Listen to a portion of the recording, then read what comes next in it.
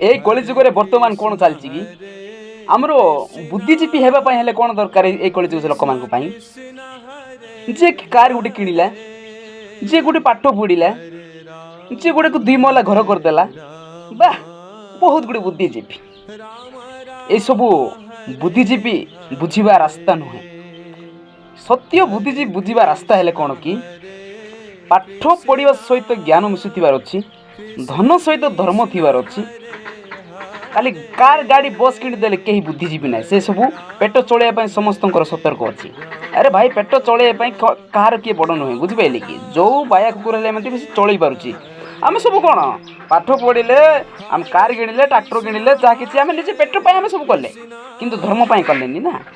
ଆମେ ଧର୍ମ ସହିତ କର୍ମ କରିବାର ଅଛି, ଧର୍ମ ସହିତ ପାଠ ପଢ଼ିବାର ଅଛି, ଧର୍ମ ସହିତ ଧନ ହେବାର ଅଛି। ଏସବୁ କଲେ ଏ ଆମ ସମାଜକୁ ଜୟହୀନ କରିପାରିବା। ଜୟ ଜଗନ୍ନାଥ।